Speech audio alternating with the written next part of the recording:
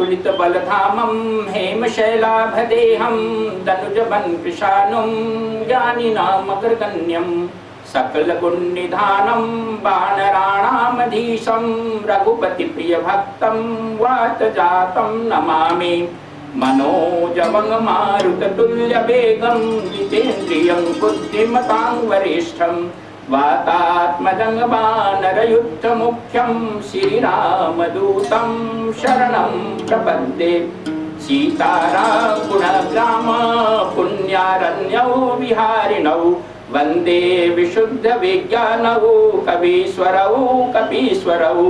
यत्र यत्र रघुनाथ कीर्तनं तत्र तत्र कृतिमस्तकाञ्जलिं बाष्पवारी परिपूर्णं लोचन नमत राक्षसान्तकम्। ॐ ध्यानमूलं गुरुरमूर्ति पूजामूलं गुरुपदं मंत्रमूलं गुरुर्वाक्यं मोक्षमूलं गुरुकृपा। ओम शांति शांति शांति। आप समूह में विद्यमान परमात्मा को नमस्कार है। आज दिनांक 30 अगस्त 2011 के संध्या सत्संग में हम लोग श्री गुरुदेव स्वामी ज्योतिर्मयानंद जी महाराज के लोनी आश्रम में एकत्रित हैं और आज के दिन हम लोग श्री रामचरितमानस की चर्चा करेंगे। आपको ज्ञात है कि श्री रामचरितमानस का इन दिनों हम लोग अयोध्या कांड का अध्ययन कर रहे हैं और श्री गुरुदेव की जो पुस्तक है मिस्टिसिज्म ऑफ द रामायण, इसमें रामायण की कथाओं का बहुत ही गंभीर और आध्यात्मिक अर्थ दिया गया है, उस पर हम लोग चर्चा करते हैं। रामचरितमानस की कथाएं हम सभी को अच्छी तरह से ज्ञात हैं, लेकिन उन कथाओं के मूल में जो बात है, आध्यात्मिक रहस्य है, जो ज्ञान की बातें हैं, उनको यहाँ प्रस्तुत करने पर विशेष बल दिया गया है। अभी तक हम लोगों ने जो अध्ययन किया था वो ये किया था कि रामचंद्र जी जो हैं वो वन में सुमंत्र के द्वारा रथ पर ले जाए गए हैं और सुमंत्र उनको जो महाराज दशरथ के सारथी भी थे, मंत्री भी थे, मित्र भी थे, बहुत कोशिश किया कि उनको लास्ट तक समझा बुझा करके वापस लाएं, लेकिन रामचंद्र जी नहीं माने। परंतु में सुमंत्र को अपने वापस अकेले आना पड़ा। इससे सुमंत्र को अत्यंत दुख था, विषाद, और वो वापस आने के बाद जब इस बात को सुने राजा दशरथ, तो उस विषाद के कारण उनकी जो हालत थी वो बहुत दयनीय हो गई और इतनी विषाद में, दुख में, पीड़ा में, वियोग में वो पड़ गए कि उनका प्राणांत हो गया। महर्षि वाल्मीकि ने या तुलसीदास जी ने इस कथा के माध्यम से, यानी सुमंत्र का और राजा दशरथ का राम से बिछड़ने का जो योग है, विरह है, वेदना है, विषाद है, और सारी जो अवधपुरी के लोगों में जो दुख व्याप्त है, उसके माध्यम से भक्ति की एक विशेष अवस्था का वर्णन किया गया है। भक्ति साधना का एक विशेष मार्ग है। आत्म साक्षात्कार करने के लिए व्यक्ति ज्ञान योग के माध्यम से, भक्ति योग के माध्यम से, कर्म योग के माध्यम से, राजयोग के माध्यम से अपनी उन्नति करता है। तो भक्ति योग के रास्ते में चलने वाले साधकों को एक विशेष प्रकार की पीड़ा का अनुभव होता है, जिसको विरह वेदना कहते हैं। इसी विरह वेदना का वर्णन इस प्रसंग के माध्यम से किया गया है। वो विरह वेदना कैसी होती है, इसके लिए रामकृष्ण परमहंस जी अपने शिष्यों को उदाहरण दिया करते थे कि भक्ति की विरह वेदना किस प्रकार की होती है, उस वेदना को कैसे हम अनुभव करेंगे। तो उसका एक उदाहरण देते थे कि संसार में जो 3 प्रकार का प्रेम है वो बड़ा गहन प्रेम है, गहरा प्रेम। एक लोभी का प्रेम उसके धन या उसके दौलत से जो प्रेम होता है वो बड़ा गहरा होता है। दूसरा प्रेम जो संसारिक लोग जानते हैं और बहुत इसका अनुभव है सामान्य लोगों का, वो है माता का अपनी संतान से प्रेम।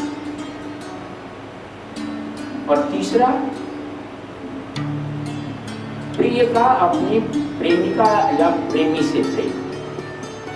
ये तीनों संसारिक प्रेम के बहुत गहनतम एक उदाहरण है।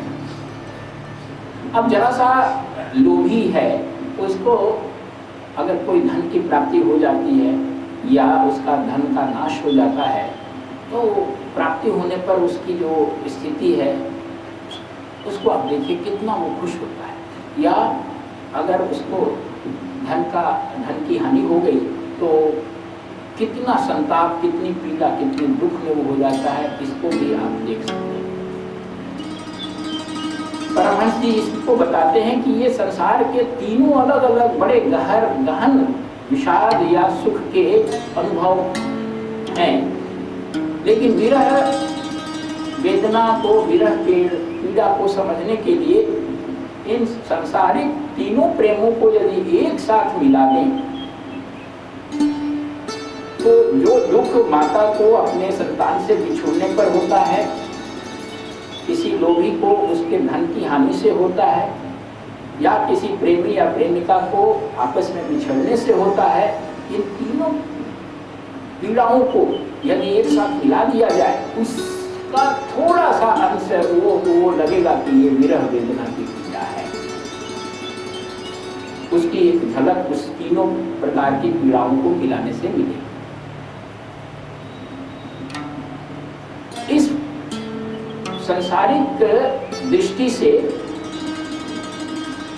आप देखते हैं कि जब अपनी प्रिय चीज मिलती नहीं है कितनी तड़प होती है। तब आप अनुमान लगा सकते हैं कि भक्ति मार्ग पर जब भगवान का दर्शन या भगवान की झलक भक्त को नहीं मिलती है तो कितनी पीड़ा होती है। जैसे मछली को आप जब जल से अलग करते हैं तो उसका रोम रोम जल में जाने के लिए तड़पता है, उसी प्रकार से भक्त जो है उसका एक एक रोम, एक एक शरीर का जो कोशिका है वो उस ईश्वर की झलक, ईश्वर की सानिध्य प्राप्त करने के लिए तड़पती रहती है। इसलिए महर्षि संत तुलसीदास बता रहे हैं कि सुमंत्र की पीड़ा, राजा दशरथ की पीड़ा और जितने भी अवधपुरी के निवासी थे उनकी पीड़ा इसी प्रकार की है। क्योंकि जब एक बार भक्त को भगवान की झलक प्राप्त हो जाती है, जो इन लोगों को राम की झलक प्राप्त हुई थी, ये सभी लोग राम को देखे थे, राम के साथ रहते थे और वो छिन गए, वो दूर हो गए। भक्ति की एक किरण, भगवान के झलक की एक किरण भी भक्त के चित्त में जब उत्पन्न हो जाती है और फिर वो लुप्त हो जाती है, उससे दूर हो जाती है, तो भक्त जो है उसमें इतनी गहरी तड़प हो जाती है जिसका वर्णन करना मुश्किल है। और जब तक वो पीड़ा, उस पीड़ा जब तक वो इस परमात्मा की झलक को पूर्ण रूप से वो प्राप्त ना कर ले, तब तक वो वियोग की पीड़ा, विरह की पीड़ा बढ़ती ही जाती। इस वियोग में भगवान से भक्त का जो दूरी हो जाती है तो उसमें जो विरह की वेदना है उसमें दो चीज साथ साथ होता है। एक तो असह्य दुख, भगवान से दूर होने का असह्य दुख, और दूसरा एक अनिवर्चनीय आनंद का भी अनुभव होता है। इसका पीड़ा में आनंद का अनुभव। दुख ये कि वो उस झलक के लिए, उस सानिध्य के लिए, उस संपर्क के लिए जो भगवान के साथ एक बार उसे हो गया है, उसको पाने के लिए एक तड़प होती है। और उस तड़प की व्यग्रता में जो पीड़ा होती है, ये अनिवर्चनीय पीड़ा है। लेकिन इसमें एक मिठास भी है, एक माधुर्य भी है, और वो भी अनिवर्चनीय है, जिसका वर्णन नहीं किया जा सकता है। वो अच्छा लगता है भक्त को। सांसारिक पीड़ा जो होती है वो अच्छी नहीं लगती है, व्यक्ति उससे दूर भागना चाहता है, जल्दी से जल्दी छुटकारा पाना चाहता है। लेकिन विरह की जो वेदना है, इस विरह वेदना को भक्त छोड़ना भी नहीं चाहता, क्योंकि उस विरह वेदना में उसे एक प्रकार का एक अनिवर्चनीय सुख आनंद का अनुभव होता है। और वो क्या सुख आनंद है? एक तो ये है कि उस पीड़ा के माध्यम से वो सतत अपने भगवान का स्मरण कर रहा है। किसकी पीड़ा है? भगवान नहीं मिल रहे हैं, तड़प रहे हैं ईश्वर को पाने के लिए। तो विचार जो है वो ईश्वर के ही चारों तरफ घूमता है। बेशक पीड़ा है नहीं मिलने की, लेकिन स्मृति जो है वो ईश्वर की तरफ है, भगवान की तरफ है, और वो स्मृति का एक मिठास है, एक आनंद है। और दूसरा ये आशा, ये कल्पना, ये भाव कि एक न एक दिन हमें हमारे इष्टदेव परमात्मा भगवान निश्चित रूप से प्राप्त होंगे, और वो जो आनंद होगा, वो जो अनुभूति होगी, उसका कोई मुकाबला नहीं है। और इसकी एक आशा, इसकी एक भावनात्मक विश्वास, और ये विश्वास, ये आशा उसके अंदर अनिवर्चनीय आनंद का अनुभव करता है। इसलिए ये पीड़ा दुखदायी नहीं है। भगवान के वियोग में, विरह में भक्त तड़पेगा, रोएगा, अनेक प्रकार से वो अपनी भावनाओं को व्यक्त करेगा, लेकिन वो दुख नहीं होगा जो संसारिक चीजों की कमी से होता है। उस प्रकार का दुख नहीं होगा जैसे लोभी को अपने धन खोने का है दुख। रामकृष्ण परमहंस जी ने इस पीड़ा की एक छोटी सी उदाहरण देने के लिए इन सांसारिक रूप में इसके सुख या दुख को बताने का कोशिश किया, लेकिन उसके बराबर दोनों एक ही तराजू के पलड़े पर नहीं तोला जा सकता, क्योंकि लोभी के धन हानि के बाद जो दुख होता है वो केवल दुख होता है, उसको केवल, उसमें सुख है ही नहीं, केवल दुख है, और दुख की घोर पीड़ा उसको भोगनी पड़ती। लेकिन ये जो पीड़ा है भगवान के नहीं मिलने के कारण जो पीड़ा उत्पन्न होती है, वियोग की पीड़ा उत्पन्न, इसमें एक सुख है, और उस सुख का पान करना चाहता है भक्त। इसलिए ये एक धन्यता की स्थिति है, एक बड़ी ऊंची स्थिति है, जिसके हृदय में हम लोग छोटी छोटी बातों के लिए तो दुख करते हैं।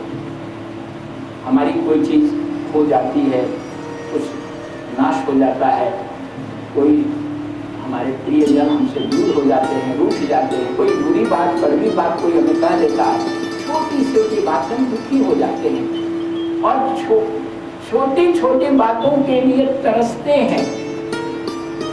काश ऐसा हो जाता है, इस तरह की घटना घट जाती है।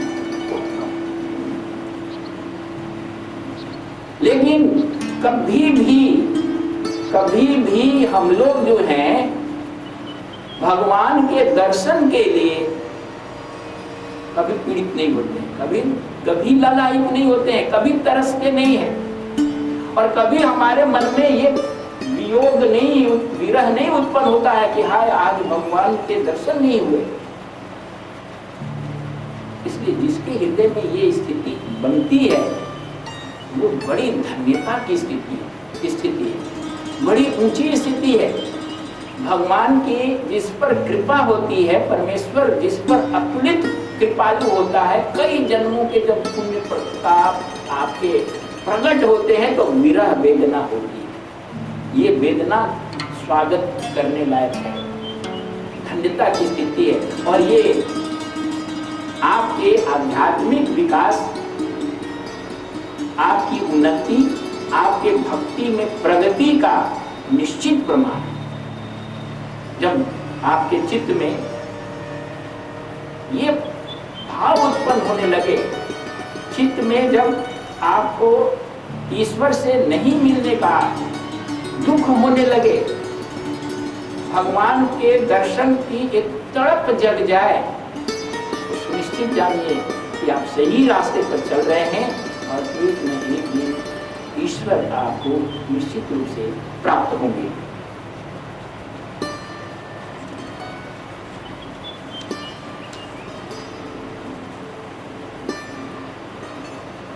अब जब इधर जो अयोध्या में राजा दशरथ का देहांत हो गया, तो गुरु वशिष्ठ ने एक विशेष दूत भेज करके, उस समय भरत और शत्रुघ्न दोनों अपने ननिहाल में थे, उनको कुछ नहीं मालूम कि यहाँ क्या घटना घट रही है, तो केवल एक दूत भेज के उनको ननिहाल से बुलवा लिया कि भाई विशेष दूत गया और कहा कि गुरु वशिष्ठ अब तत्काल बुलाए हैं और वो दोनों भाई जो है उसी क्षण चले गए। उनके मन में तो आशंका थी कि इतनी कौन सी इमरजेंसी हो गई, क्या हो गया, और कोई दूसरा खबर उन लोगों ने उनको नहीं दी गई, केवल उनको कहा गया कि आपको आना है। यहाँ जो है कैकेयी जब उसने सुनी कि उसके पुत्र आ रहे हैं, बड़ी प्रसन्न हो गई और अभी वो दरार प्रसाद के महल के दरवाजे पर ही थे, तो बड़ी ही उत्सुकता के साथ वो भरत के पास दौड़ के गई और एक सांस में सारी बातें उसने बता दी कि उसने कैसे कैसे उसके राज तिलक के लिए क्या क्या उसने तैयारी करके सारा रास्ता साफ कर दिया है और किस प्रकार से उसने ये सब कुछ उसके लिए प्रस्तुत कर दिया है। और उसके मन में ये भावना थी कि हमारी इस बात को सुन करके भरत जो है रोमांचित हो जाएंगे, बहुत खुश हो जाएंगे। उस समय उसे ये भी ध्यान नहीं रहा कि हमारा पुत्र भरत राम का कितना भक्त है, कितना उनसे प्रेम करता है, कितना उनसे समर्पित रहता है, और उसी राम को उसने किस चतुराई से, किस षड्यंत्र और किस प्रकार से अपना एक प्लान बना करके जंगल में भेज दिया 14 वर्षों के लिए। ये बात भी उसके दिमाग में नहीं आई और वो बड़ी खुश होकर के भरत को अपनी सारी जो चीजें थी उसको सुनाया। भरत सुन के ही बहुत दुखी हुए और तत्काल ही उन्होंने मन से अपनी माता को त्याग दिया, भला बुरा भी कहा और मानसिक रूप से उन्होंने पूरे तौर पर अपनी माता को उसी क्षण से त्याग दिया। उधर जब मंथरा ने सुना कि भरत शत्रुघ्न आ गए हैं, तो वो भी बड़ी खुश हुई कि ये सूचना दे करके उससे इनाम ले, दासी तो थी ही, वो दौड़ती हुई आई और शत्रुघ्न के सामने वो सबसे पहले खड़ी। शत्रुघ्न तो जब ये सारी बातें सुने कि मंथरा के साथ मिल करके कैकेयी ने इस प्रकार का एक उथल पुथल मचा दिया और उसके कारण राजा दशरथ की मृत्यु भी हो गई, तो वो क्रोधाग्नि में जल रहे थे और उन्होंने मंथरा को बहुत जोर से मुष्टिका प्रहार गुस्सा उसकी पीठ पर मारा कि वो एकदम गिड़गिड़ाती हुई गिर गई, भाग गई। कैकेयी से मिलने के बाद भरत और शत्रुघ्न दोनों माता कौशल्या से मिलने आए। बड़े डर रहे थे कि कैसे किस मुंह लेकर के मैं कौशल्या से मिलूं, मेरे कारण से मेरी माता ने इस प्रकार की व्यवस्था कर दी, इस प्रकार का स्थिति पैदा कर दी कि राम को, कौशल्या के पुत्र थे राम को जंगल जाना पड़ा और उनके पिता का देहांत हो गया। तो बहुत अंदर से दुखी थे और भयभीत भी। लेकिन कौशल्या जो थी, वो माता थी, बहुत प्रेम करती थी भरत से, उन्होंने एक शब्द भी भरत को या कैकेयी को किसी को कुछ नहीं कहा, बल्कि भरत के दुख को कम करने के लिए माता जैसे अपने पुत्र को सांत्वना देती है, उसको साहस बढ़ाती है, और उसी तरह से भरत को उन्होंने सांत्वना देना शुरू किया, साहस बढ़ाया और उन्हें पूरी तौर से निर्दोष बताया। और भक्ति जो राम के प्रति उनकी थी उसके बारे में भी उन्होंने उन्हें उनकी संस्कृति की, उसकी प्रशंसा की, और उनके हृदय से जो उनके मन में शंका, संदेह, संशय, भय था, उस भय को दूर किया, शंका को दूर किया, उन्हें ढाकर बढ़ाया, सांत्वना।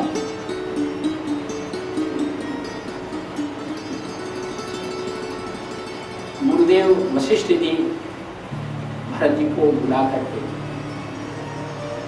राजा दशरथ की इच्छा बताई कि राजा दशरथ ने आपको राजतिलक करने के लिए ये निर्देश दिया है, तो आप आइए, आपका राजतिलक हो और फिर आप इन लोगों का जो है संस्कार भी करना है, दशरथ जी का संस्कार करें। लेकिन भरत जी जो थे वो मना कर दिया। उन्होंने कहा कि राजतिलक तो राम का ही होगा और मैं राम को मनाने के लिए, लेने के लिए मैं उनसे मिलना चाहता हूँ, और मैं उनके पास जहाँ भी हैं वहाँ उनसे मिलके उनको मना करके हम वापस फिर से उनका राजतिलक करवाएंगे, ऐसी इच्छा चाहेंगे। अब ये कथा है, इस कथा में बहुत गहरी बात साधक के लिए कही गई। रामचरितमानस के इस प्रसंग से साधक के लिए एक विशेष बात ये कही गई है कि कैकेयी जो कभी राम को भरत से भी ज्यादा प्यार करती थी, कौशल्या से कम राम को नहीं मानती थी, लेकिन मंथरा के कुसंगति से उसके अंदर एक परिवर्तन आ गया। जो इतने अधिक राम को प्यार करती थी वो इतना अधिक क्रूर और निष्ठुर और विपरीत हो गई। इस बात को समझने की आवश्यकता है। कैकेयी जो है वो मंथरा के संग में मिल करके, कैकेयी बुद्धि की परिचायक है, जो मंथरा यानी कुसंगति के साथ जब मिल जाती है तो वो बुद्धि विकृत हो जाती है, उसको विपरीत बुद्धि कहते हैं, उल्टी बुद्धि हो जाती है। साधक के जीवन में जब साधना करता रहता है साधक, तो उसके जीवन में 3 प्रकार के अवरोध आते हैं। सबके साथ साधना के क्रम में सब साधकों को होता है। एक को कहते हैं संशय भावना, दूसरे को कहते हैं असंभावना, और तीसरे को कहते हैं विपरीत भावना। ये अलग अलग अवस्था में, साधक के अलग अलग लेवल में, अलग अलग स्तर में ये तीनों अवरोध कभी न कभी प्रत्येक साधक के जीवन में आते हैं। कैकेयी जो है वो विपरीत भावना की प्रतीक है, और वो विपरीत भावना कुसंगति के कारण आती है। इसलिए साधना के क्षेत्र में जिसे भी उन्नत करना है उसे इस बात को ध्यान में रखना है कि उसकी जो संगति है वो खराब लोगों के साथ न हो, क्योंकि आप अभी उतना परिपक्व हुए नहीं रहते हैं कि अपने आप को संभाल सकें या उससे अलग निकाल सकें। जो व्यक्ति तैरना जानता है वो तो बीच धार में भी चला जाए, नदी के इस पार से उस पार भी चला जाए, चाहे गहराई कितनी भी हो, कोई बात नहीं, निकल जाए। जो अभी सीख रहा है या अभी सीखा भी नहीं है, अब वो चाहे कि हम छलांग लगा लें, पार कर जाए, ऐसा नहीं होगा। संत महात्मा अगर कोई है, सिद्ध पुरुष है, तो उसको किसी भी संगति में रख लीजिए, उस पर कोई असर नहीं पड़ने वाला है। लेकिन जो अभी इमेच्योर है, अपरिपक्व है, पूरी तौर पर अपने चीज में पक्का नहीं हुआ है, स्थिर नहीं है, तो उसका तो बहुत जल्दी उसकी बुद्धि जो है वो बदल जाए। तो कैकेयी जो है विपरीत भावना की परिचायक है। संशय भावना जो है पहले आता है। संत महात्मा, शास्त्र, गुरु, ज्ञान, अध्यात्म, ये सत्य है या नहीं, आत्मज्ञान प्राप्त करना है कि नहीं, कुछ मिलेगा कि नहीं मिलेगा, ये सब बातें कही जा रही है। ये बातें कितनी सत्य है कौन जानता है। आवागमन के चक्र से मुक्ति हम नहीं चाहते हैं, कौन जानता है कि आवागमन के चक्र के, अभी तो कम से कम आवागमन के चक्र में राजा कभी बन जाते हैं, कभी धनी बन जाते हैं, कभी मशहूर बन जाते हैं, ये तो संभावना है। और आवागमन का चक्र खत्म हो जाएगा तो पता नहीं क्या बनेंगे नहीं बनेंगे, इसका कौन ठिकाना। और है भी कि नहीं है। शास्त्र कहते हैं इसको किसने सिद्ध किया है, किसने देखा है, इसको कहते हैं संशय। ये बहुत बड़ा अवरोध है और इसी अवरोध के कारण अधिकांश लोग जो है इस मार्ग पर चल नहीं पाते, क्योंकि सामने दिखता है उनको संसार की चीजें, सामने दिखती है भौतिकता का आकर्षण, सामने दिखता है कि सुख तो यहाँ है, सामने है। अभी हमारे पास इतना पैसा हो जाए हम जो चाहे कर सकते हैं, कौन तो हमको पैसे कमाने की जरूरत है ना। हम ये संस्कार कमा के क्या करेंगे, कहते हैं कि भाई नहीं संस्कार, शुभ संस्कार करो। और यहाँ हमको सामने भोग मिल रहा है, सुख मिल रहा है, अब हम इसको छोड़ करके सुख और हम शुभ संस्कार बनाने के लिए पड़े। ये तो इधर गया ही, अब शुभ संस्कार बना कि नहीं बना, और वो शुभ संस्कार से क्या होगा ये कोई जानता नहीं है, तो क्यों इसको छोड़े। इतना बड़ा मतलब अवरोध है और आगे की स्थिति के बारे में कोई जानकारी नहीं है। इसको ओवरकम करना पड़ता है, इसको समाप्त करना पड़ता है और ये समाप्त होता है श्रवण से। श्रवण का मतलब ये सत्संग करके जो आप सदग्रंथों को सुनते हैं, चर्चा करते हैं, इसको कहते हैं श्रवण। इसलिए श्रवण करिए, आइए और धीरे धीरे आपके संशय जो हैं वो समाप्त। दूसरा है असंभावना। असंभावना जो है अवरोध, वो ये भाव है कि आप सुन लिए, थोड़ा बहुत आपको विश्वास भी है, आप मानते हैं कि ये ठीक ठाक है, लेकिन ये भाव आपके चित्त में आ गया बड़ा कठिन, हमसे नहीं। ये तो कोई संत महात्मा कर सकता है, हमारे जैसा हम तो भाई साधारण गृहस्थ हैं, हमारे से इस प्रकार का संयम, इस प्रकार का नियंत्रण, इस प्रकार का त्याग, इस प्रकार का जो तप है ये नहीं हो सकता। इसलिए ये दूसरा अवरोध है, आप कुछ करते ही नहीं। इसको दूर करने के लिए मनन चिंतन करने के लिए जो आप श्रवण कर रहे हैं तो केवल श्रवण करके ही मत छोड़िए, जो कुछ भी आप सुनते हैं उस चीज पर चिंतन मनन भी। तीसरा है विपरीत भावना।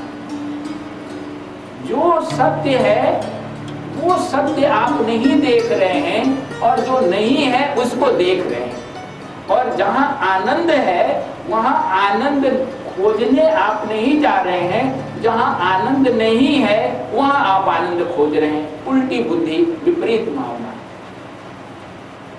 आनंद जो है आत्म साक्षात्कार में है, राम में है, राम के साथ रहने में आनंद है। और हम राम को दूर कर देते हैं, राम को वन में भेज देते हैं 14 वर्ष के लिए और राज्य को पकड़ लेते हैं। भरत को राज्य मिल जाए, राजमाता हम बन जाए, तो संसार को पकड़ लेते हैं। आनंद तो यहाँ है। कैकेयी ने क्यों ऐसा किया? सुख के लिए किया ना। मंथरा ने वही बताया कि नहीं करोगे तो कल होकर के कौशल्या रानी है वो राजमाता बन जाएगी, उसका बेटा तो राजा बन जाएगा और तुम चेरी बन जाओगे, उसकी दासी बन जाओगे, सेवा करती रहोगे, सुख तुम्हारा खत्म हो गया।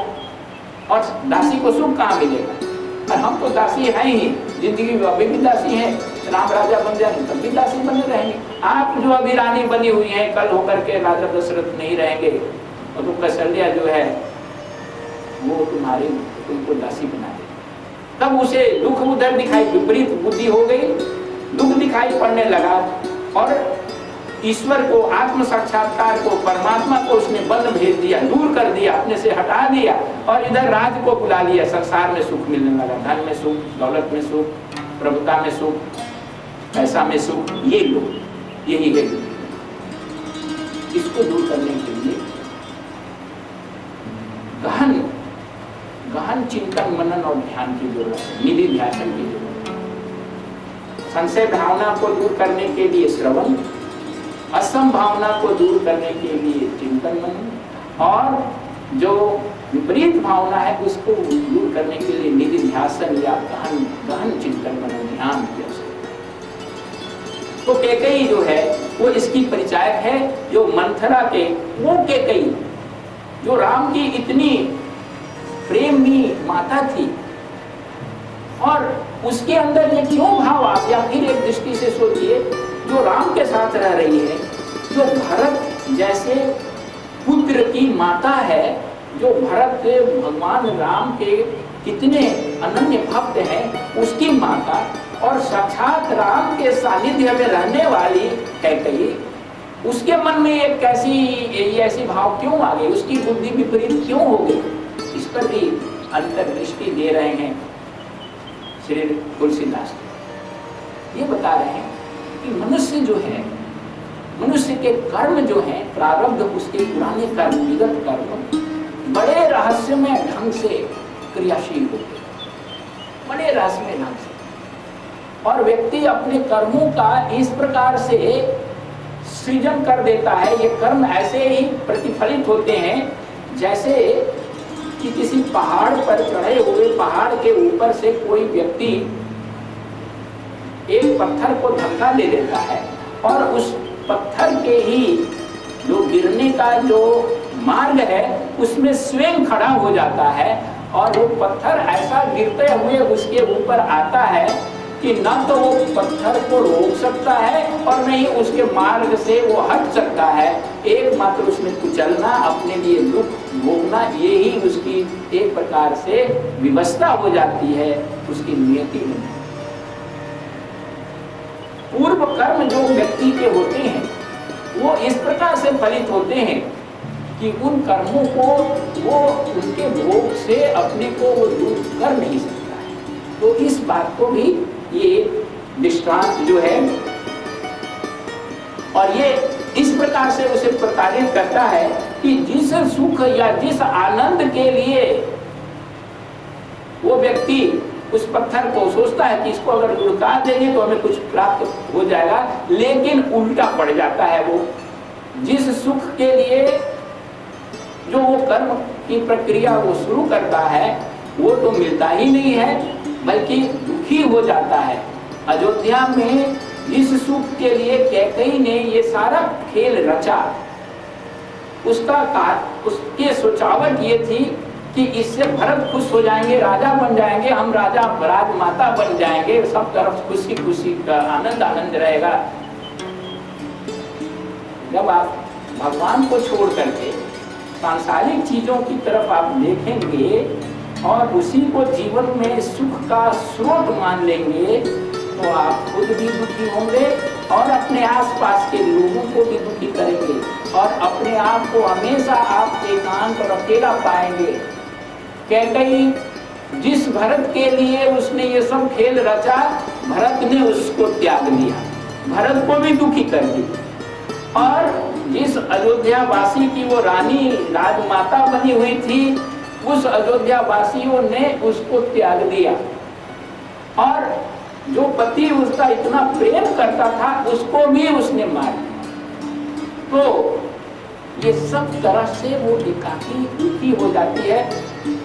साधना क्रम में या सामान्य लोग संसार के सुखों को प्राप्त करने के लिए तरह तरह के प्रपंच खेल, किसी को ठगी, किसी को दुख, किसी को छीनना झपटना, कोई भी वो नियम कानून मर्यादा धर्म का उल्लंघन करके इसको सुख प्राप्त करने के लिए तरह तरह के कार्य करते हैं और उस राम को भूल जाते हैं। तो ऐसा करने वाले पर उसको वो सुख प्राप्त हो नहीं पाता। सारा सिचुएशन बन गया राम भरत को राजगद्दी देने के लिए, सारी तैयारी थी, कानूनन तौर पर लीगली भाई राजा दशरथ ने तो ऑर्डर दे दिया था कि हाँ ठीक है राजा बने, राम वनवास चले गए, सारी व्यवस्था तो बन गई थी, लेकिन उसके बावजूद भी वो चीज नहीं हो पाई जो कैकेयी के इच्छित चीज थी कि भरत राजा बन जाए और हम राजमाता बन जाए। न भरत ने राज स्वीकार किया, न वो राजमाता बनी, उल्टा जो है सबको दुख मिला। जब संसार की चीज की तरफ आपकी बुद्धि जाएगी, जब आपकी विपरीत भावना हो जाएगी, इसको ध्यान से सुनिए और गहराई से जानिए। इस संसार की कोई भी चीज इतनी महत्वपूर्ण नहीं है जिसके लिए धर्म, शास्त्र के उपदेश, नैतिकता, उसको त्याग करके और इसको पाया जाए। इसको गहराई से मान लेना चाहिए और जब ऐसा मौका आए तो संसार के ये चीज भले छूट जाए, हानि हो जाए, लेकिन अपनी जो ईश्वर की तरफ जो प्रवृत्ति है वो न छूटे, उसको पकड़े रहें, राम को पकड़े रहें, राम को बन न जाने दें, राम को दूर न जाने दें। नहीं तो वही हालत होगी जो अयोध्या वासियों की हुई। कैकेयी ने सबको जो कर दुख दिया, खुद भी पड़ी और सारे लोगों को दे दिया। मोह में नहीं पड़ना चाहिए, लोभ में नहीं पड़ना चाहिए, किसी भी प्रकार के सांसारिक चीज के आकर्षण में नहीं पड़ना चाहिए। वर्तमान में भी देख रहे हैं बड़े बड़े घोटाले, बाद में से चलिए सब नहीं, कुछ ही लोग जो धरे गए हैं तो जेल में है ना, कोई इज्जत भी चली गई, जेल में चले गए। कहाँ मिनिस्टर रैंक के लोग थे वो कहाँ तिहाड़ जेल में बैठे हैं, घूम रहे हैं, ये तो सामने दिख रही है। और वहां जो जाएंगे वहां क्या होगा वो तो अलग बात है। इसलिए इन चीजों से हम लोगों को लेनी चाहिए और यही इस बात को बता रहा है। इसके साथ साथ एक और बात है कि ये जो कैकेयी है वो तामसिक, सत्व, रजस, तमस, ये तामसिक अवस्था की परिचायिका है। कौशल्या जो है वो सात्विक अवस्था की परिचायिका है। सात्विक और तामसिक अवस्था जब आती है, ये तीनों रानियां इन प्रकृति के जो तीन गुण हैं, सत्व, रजस और तमस, उसके परिचायक हैं। जहाँ कैकेयी अभी तमस की परिचायिका है।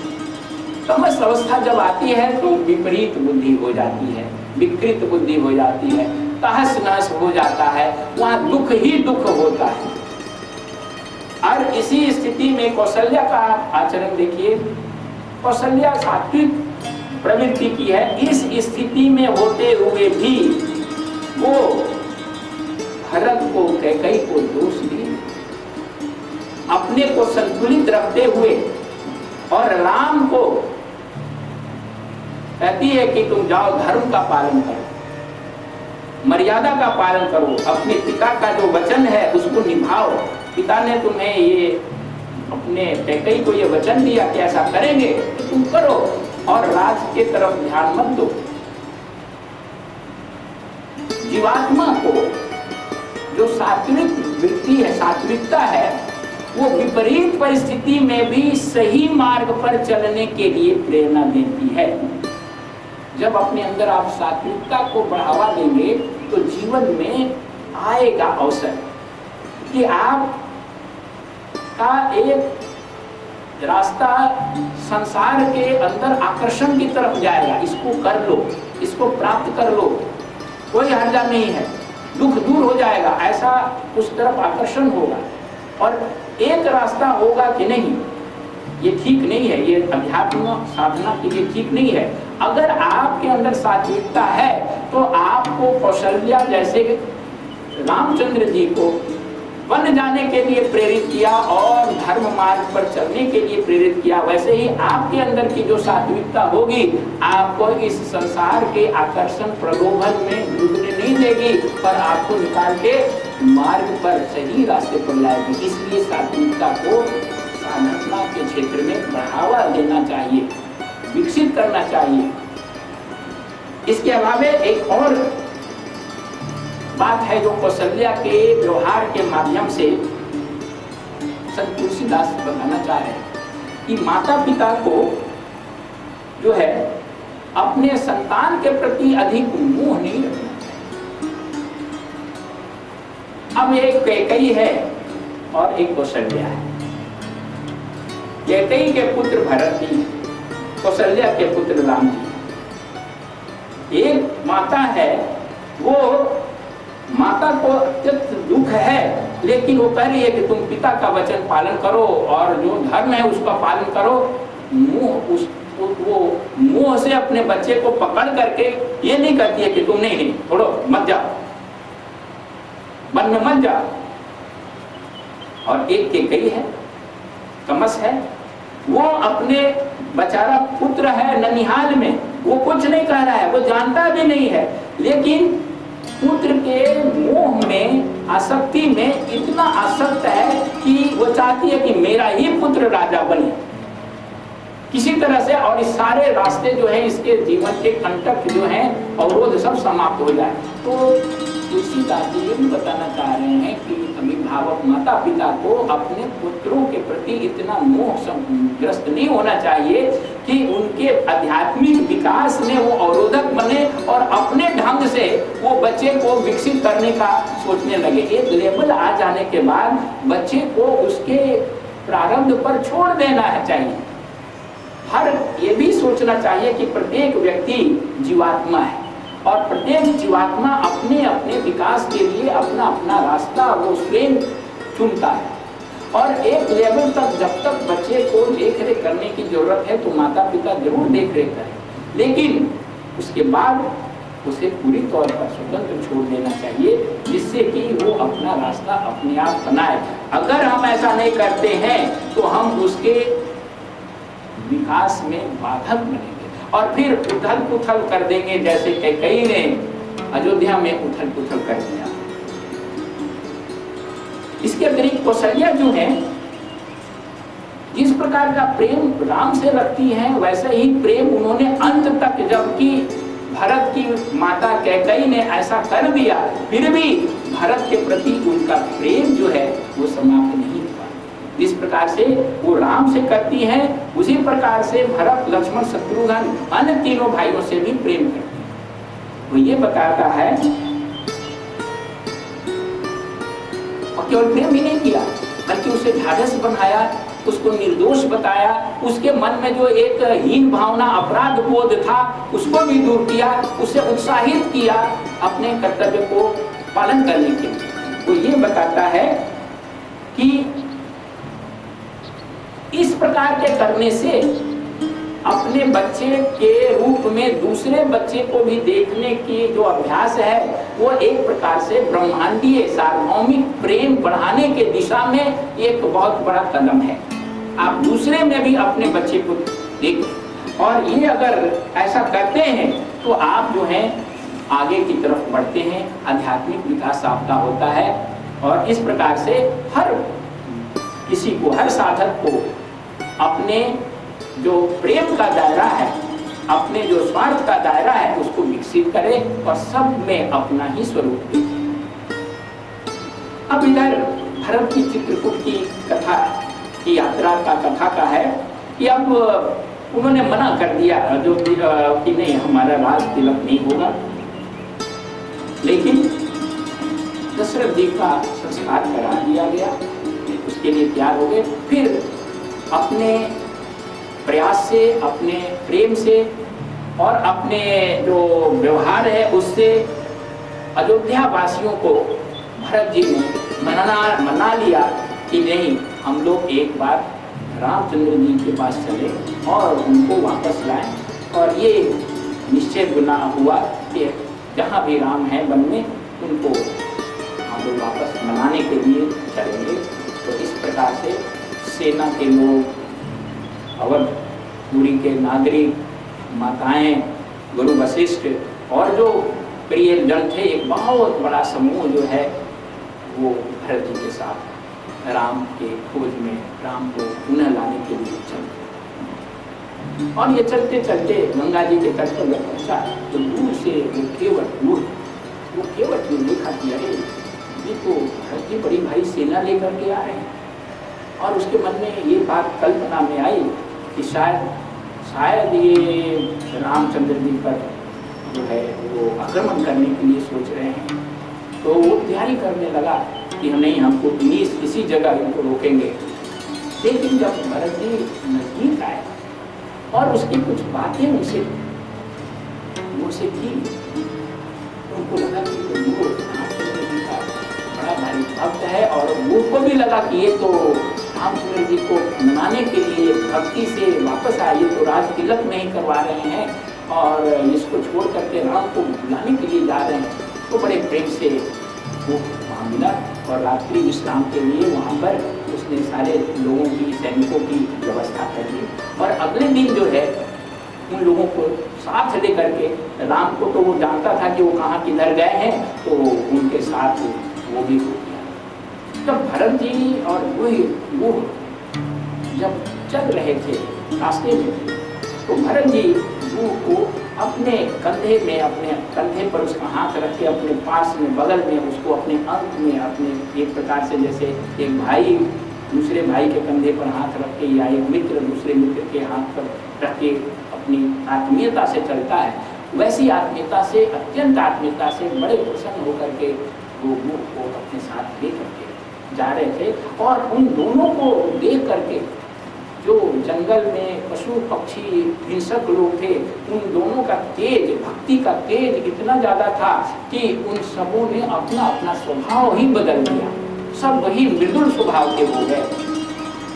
और ये सब चीजें जो है ऊपर इंद्रदेव देख रहे थे। इंद्रदेव और जो भरत के भक्ति और राम निष्ठा का जो तेज था, उसको देख करके वो घबरा गए कि ये भरत जो जा रहे हैं वो राम को कहीं मना न ले आए, और राम अगर मान करके वापस आ गए तो सारा खेल ही गड़बड़ हो जाएगा।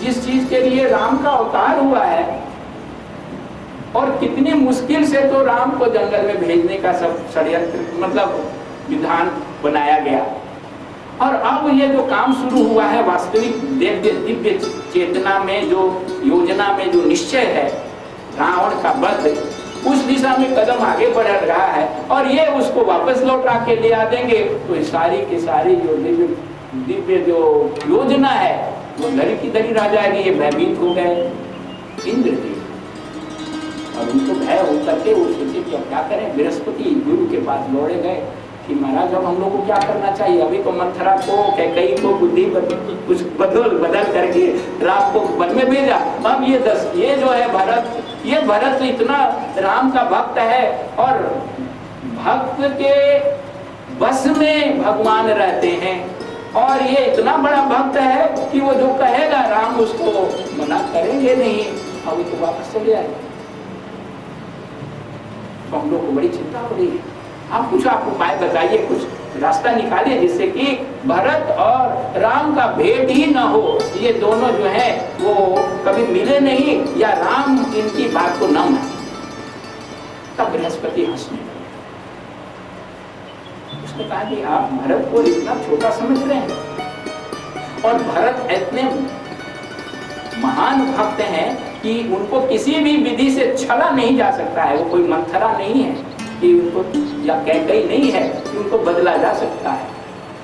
लेकिन एक बात जान लीजिए कि भरत राम के भक्त हैं और महान भक्त हैं, वो कोई ऐसा काम नहीं करेंगे जो राम की दिव्य योजना के विपरीत हो। वो वही काम करेंगे जो उनके भगवान राम इष्ट चाहते हैं।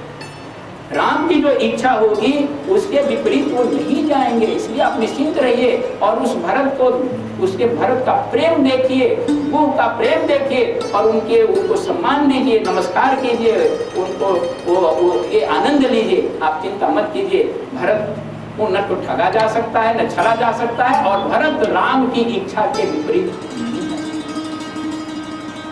तब इंद्रदेव अस्वस्थ हुए, उन्होंने भरत को नमस्कार किया, स्वर्ग से फूल की वर्षा की, और इस प्रकार से भरत, गुरु और सारे लोग जब राम के कुटिया की तरफ जा रहे थे, तो जितने भी जनजाति थे, नर नारियां थी, मनीषी संत थे रास्ते के, सब उनके अलौकिक और उनके इस रूप को देख करके बड़े प्रसन्न थे और सबों ने अपना अहोभाग्य समझा उनका भरत जी का दर्शन करके। इस प्रकार से जब दूर से देखा लक्ष्मण ने कि भरत आ रहे हैं, उनको ये मालूम हो गया, उनके मन में भी वैसे ही भावना उठी जो केवट के मन में उठी कि ये जरूर अब आ रहे हैं, इतनी सेना लेके आ रहे हैं कि अब यहाँ तो राम अकेले हैं और अकेले राम को यहाँ पर हम लोग हैं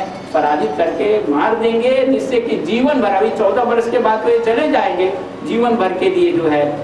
और ये उन्होंने ये शंका रामचंद्र जी से जाहिर भी कर, राम जी फिर उनको बताया नहीं, आप भरत को ऐसा कर समझिए, भरत जो है वो हंस है, हंस जैसे जल, दूध और जल को अलग अलग कर सकता है, वैसे ही वो माया से प्रभावित होने वाले नहीं हैं, वो ब्रह्म ज्ञान और माया को अलग अलग कर देने वाले, समझने वाले दिव्य रहस्यमय हंस हैं। वो ऐसा कुछ नहीं करेंगे और ऐसा कुछ करने के लिए नहीं आ रहे हैं, इसलिए आप निश्चिंत हो जाइए। और फिर जब नजदीक आए लोग तो भरत जी ने देखा कि लक्ष्मण और राम जो है वो आपस में चर्चा कर रहे हैं। राम की आवाज सुन करके भरत को इतना आनंद हुआ कि वो दौड़ते हुए राम की तरफ सेना को पीछे छोड़ दिया, अकेले गिरते पड़ते दौड़ते राम की तरफ बढ़े। और राम ने भी जब देखा कि भरत इतना बेतहाशा दौड़ते आ रहे हैं तो उन्होंने भी जैसे थे बिना पैर में जूते पहने और वो भी उनकी तरफ दौड़े और उनका बाण कहीं गिर गया, उनका तरकस कहीं गिर गया, उनके अंग के वस्त्र थे वो कहीं उड़ के चले गए और ये दोनों एक दूसरे से मिलने के लिए बेतहाशा दौड़ते हुए आए। और बहुत ही तन्मयता के साथ राम और भरत का मिलन हुआ। राम और भरत के मिलन के बाद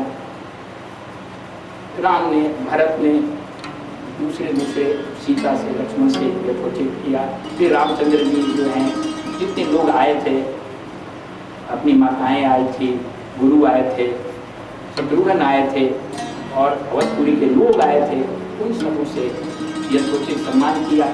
और मिलने में सबसे पहले उन्होंने कैकेयी माता से मिला। कैकेयी माता उदास थी, जानते थे कि ये अपने आप को महसूस कर रही है कि हम इन सब चीज के कारण हैं। वो उनके साथ बड़ी गहराई से मिलते हुए उन्होंने कहा कि माता आप इसका कारण अपने आप को मत समझें, ये ईश्वरीय योजना के अंतर्गत ये कार्य हुआ है। और उन्होंने एक बात कैकेयी को कहा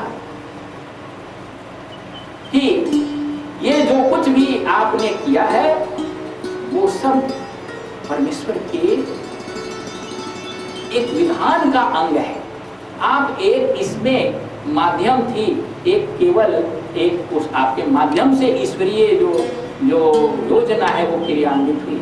और इतना ही नहीं, उन्होंने वहां उपस्थित सारे लोगों को जोर दे करके, बल दे करके कहा कि इस घटना के लिए या कोई जो घटना हुई है इसके लिए कोई भी माता कैकेयी को दोष नहीं देगा।